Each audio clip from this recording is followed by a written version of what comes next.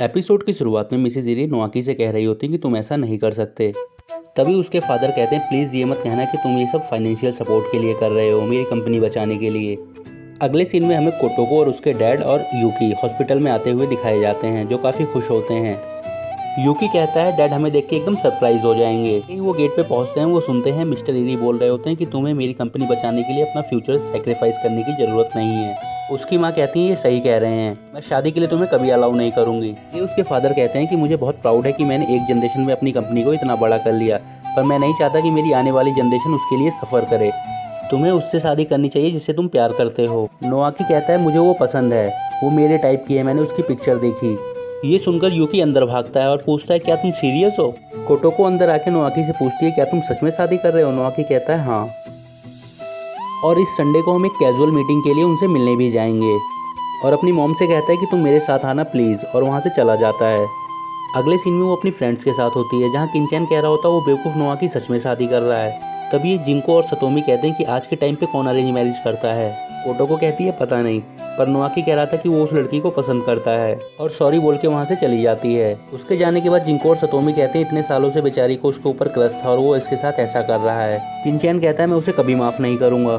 Ginkgo कहती है कोटोको कोई खिलौना नहीं जो उसके साथ वो खेले जा रहा है। तभी सतोमी कहती है कोटोको खुद खिलौना बनी हुई है, हम इसमें क्या कर सकते हैं, वो अपनी मर्जी से ये सब कर रही है।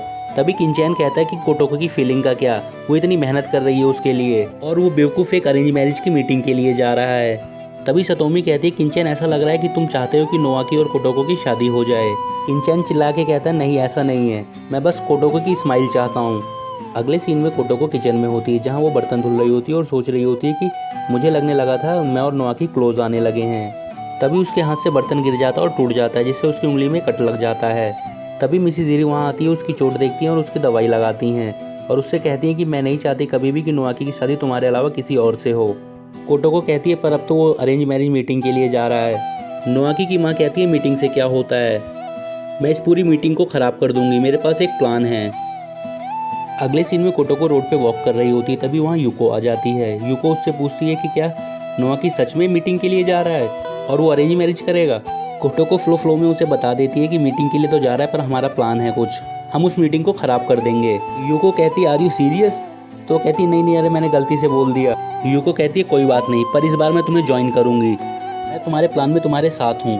अगले सीन में नोआकी और उसकी माँ उस आदमी से मिलने जाते हैं, जहाँ वो आदमी उनका वेलकम करता है और आगे कहता है कि मैं और मेरी ग्रैंड डॉटर यहाँ आए हुए हैं, मैं चाहता हूँ कि ये एक बार आपस में मिल लें, उसके बाद हम एक फैमिली मीटिंग करेंगे जिसमें हमारी पूरी फैमिली होगी, जब मिस्टर इरी ठीक होकर घर आ जाएंगे उसके बाद। मिसेज इरी कहती है काश वो दिन कभी ना आए। नोआकी उनसे कहता है माँ प्लीज़। अगले सीन में हमें यूको और कोटोको दिखाए जाते हैं, जो कुछ इस गेटअप में होते हैं।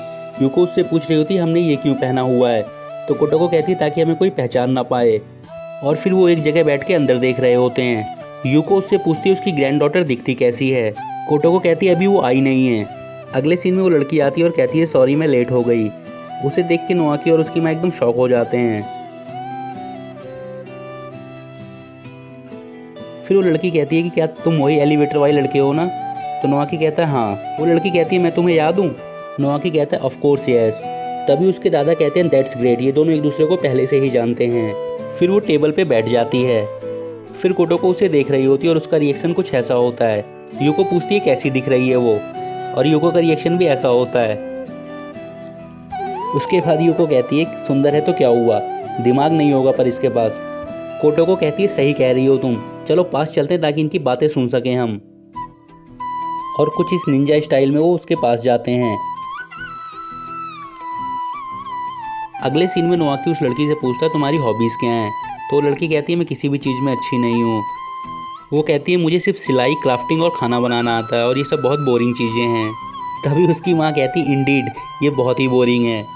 नोआकी उन्हें कुछ इस तरीके से देखता है। बाहर कोटोको ये सुन के काफ़ी ज़्यादा खुश होती है, कहती है आप ग्रेट हो मिसेज इरी। तभी उसके दादा कहते हैं मुझे ये कहना तो नहीं चाहिए पर मेरी पोती एक परफेक्ट लड़की है, ये एक मॉडर्न वर्जन है ट्रेडिशनल जापानीज़ वुमेन का। नोआकी कहता है आप सही कह रहे हैं, मुझे ऐसी लड़कियां बहुत पसंद हैं। तभी उसकी माँ कह रहे हैं क्या आप बात कर रहे हो, ट्रेडिशनल जापानीज़ वुमेन आज के टाइम पे कितना बोरिंग है ये। और कोटोको का रिएक्शन देखो। फिर वो लड़की पूछती है कि नोआकी तुम्हें क्या करना पसंद है। नोआकी कहता है मुझे बुक्स पढ़ना पसंद है और मैं टेनिस खेलता हूँ। फिर वो पूछती है क्या तुम मुझे टेनिस सिखाओगे। नोआकी कहता है हाँ बिल्कुल। आगे वो लड़की कहती है कि पर मैं बहुत बुरा खेलती हूँ, तुम बहुत जल्दी तंग आ जाओगे। नोआकी की माँ कहती है बिल्कुल सही कह रही हो, ये बहुत जल्दी तंग आ जाता है। एक्चुअली मेरा बेटा बहुत मतलबी है, ये किसी को एक बार चीजें सिखाता है, अगर उसे समझ में नहीं आती तो ये पागल होने लगता है और तंग आकर उसे सिखाना बंद कर देता है। उसके दादा कहते हैं कि तुम स्पोर्ट्स और अकेडमिक में इतने अच्छे थे तो तुम्हें लड़कियां भी बहुत पसंद करती होंगी। नोआकी कहता है ऐसा नहीं है सर। उसकी माँ कहती है हाँ ऑफ कोर्स ये बहुत ज़्यादा पॉपुलर है, पर आप टेंशन नहीं लीजिए, इसका किसी के साथ कोई रिलेशनशिप नहीं था। उसके दादा कहते हैं ये शर्मीला होगा बहुत ज़्यादा। नोआकी की माँ कहती है हाँ बहुत शर्मीला है, इतना शर्मीला कि क्या बताऊँ। एक बार एक लड़की ने इसे लव लेटर दिया स्कूल के गेट पे और इसने सबके सामने उसकी बेइज्जती कर दी और वो लेटर नहीं लिया। यूको कहती है तुम्हारे बारे में बात कर रही है ना। आगे कहती है कि मुझे नहीं पता था कि ये तुमसे इतनी नफरत करता है। अगले सीन में वो लड़की कहती है मुझे पसंद है ऐसे लड़के जो हर लड़की पे लट्टू नहीं होते, लड़के थोड़े सख्त भी होने चाहिए। उस लड़की के दादा कहते हैं कि फिर तुम्हें टेंशन लेने की ज़रूरत नहीं है, तुम्हें ये चीट नहीं करेगा। तभी नोआकी की माँ कहती है कि ऐसा नहीं है कि वो लड़कियों को भाव नहीं देता, इसका मतलब उसके आसपास कोई लड़की नहीं है। हमारे घर में उसकी एज की ही एक लड़की रहती है और ये दोनों साथ में रहते हैं। नोआकी कहता है दैट्स इनफ मॉम, घर शेयर करना और साथ में रहना दो अलग चीज़ें होती हैं। नोआकी कहता है सर इसका एक रीज़न है। नोआकी की माँ कहती है ऑफ कोर्स बताओ इन्हें रीज़न, क्योंकि इनकी पोती की शादी हमारे घर होने वाली, तो इन्हें हमारी सारी सिचुएशन पता होनी चाहिए। एक जवान लड़की हमारे घर में रहती है, हालांकि नोआकी बहुत शर्मीला है, पर मैं इसकी गारंटी नहीं ले सकती कि इनके बीच में कुछ होगा नहीं। नोआकी खड़ा होता है गुस्से में और उस लड़की से कहता है तुम मेरे साथ गार्डन में चलोगी प्लीज़। फिर गार्डन में नोआकी उससे कहता है आई एम सॉरी मेरी मदर ने जो भी कहा उसके लिए। तो वो लड़की कहती है ऑफ कोर्स कोई बात नहीं, तुम्हारी मॉम उस लड़की को पसंद करती हैं। नोआकी कहता है कि वो मेरे फादर के बेस्ट फ्रेंड की लड़की है, हम सेम घर में ही रहते हैं, पर उस लड़की को अगर घर में कोई पसंद करता है तो वो मैं नहीं हूँ, वो मेरी माँ है जिन्हें वो बहुत पसंद है। वो लड़की कहती है आई होप तुम्हारी मॉम को मैं भी पसंद आऊँ। नोआकी कहता है इसका मतलब क्या मैं तुम्हें पसंद हूँ। तो लड़की कहती है हाँ मुझे तुम पसंद हो। दोस्तों मैं आपको बताना भूल गया, इस लड़की का नाम शाको है। अगले सीन में यूको और कोटोको उनकी बातें सुन के गुस्सा हो रहे होते हैं। फिर यूको उससे पूछती है तुम्हारा अगला प्लान क्या है।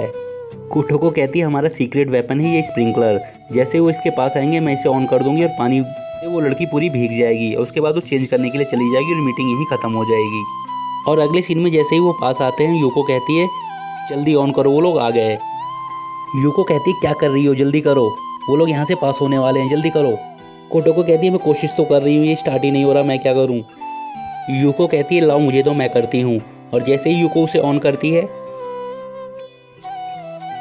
शाको नोआकी से पूछती है ये क्या हो रहा है। तो नोआकी कहता है स्प्रिंकलर में कोई खराबी होगी, लोग उसे ठीक कर रहे हैं, जाने दो चलो हम यहाँ से चलते हैं।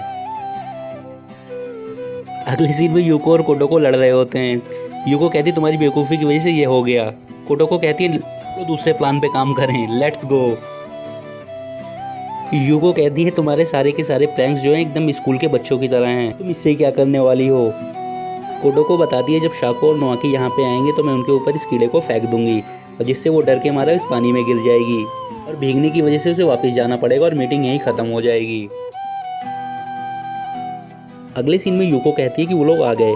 कोटोको कहती है वेट और उस कीड़े को बाहर निकालती है और निकालकर शाको के ऊपर फेंक देती है।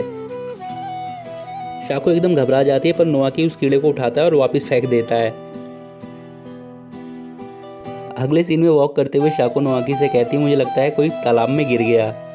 नोआकी कहता है सफाई करने वाले लोग होंगे, चलो आप यहाँ से।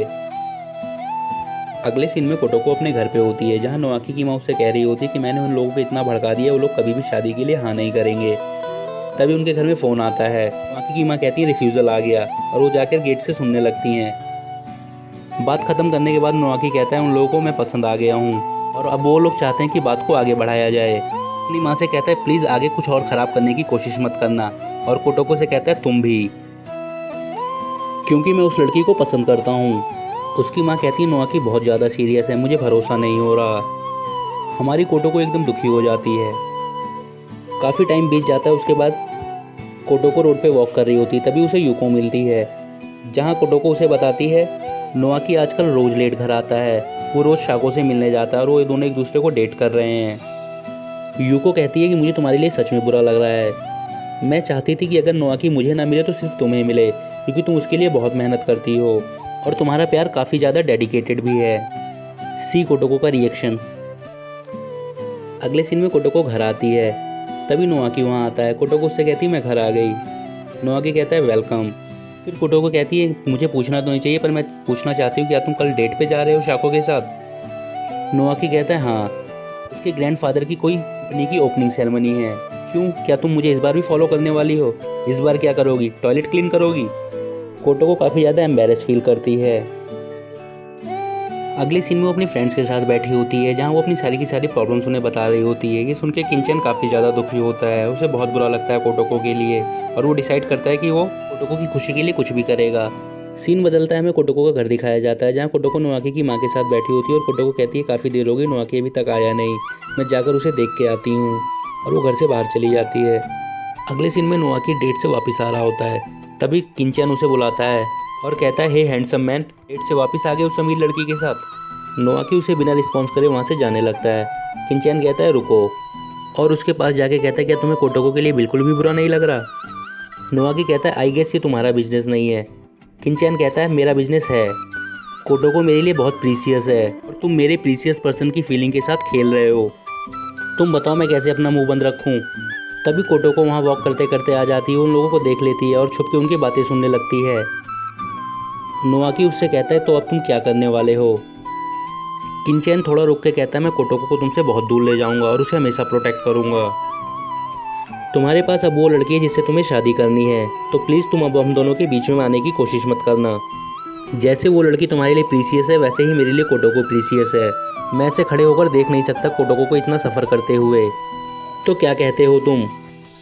कोटोको मन में सोच रही होती कि काश नोआकी ये कह दे कि वो मुझसे प्यार करता है, पर नोआकी को उसकी फीलिंग से कोई फ़र्क नहीं पड़ता। वो रूडली कहता है तुम्हें जो करना है करो, भाड़ में जाओ, और वहाँ से चला जाता है। ये सब सुन के कोटोको एकदम दुखी हो जाती है और वहीं खड़ी होकर रोने लगती है और मन में सोच रही होती कि फाइनली अब हमारे बीच में कुछ नहीं बचा, अब सब खत्म हो जाएगा। अगले सीन में नोआकी अपने कमरे में होता है, तभी यूकी वहाँ आता है। यूकी नोआकी से पूछता है क्या तुम सच में उस लड़की से शादी करने वाले हो? नोआकी कहता है हाँ वो बहुत अच्छी लड़की है।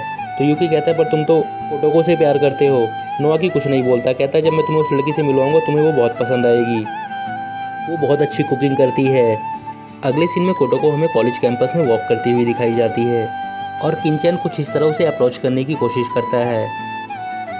फिर उसे बोलता है गुड मॉर्निंग कोटोको, कैसी हो तुम?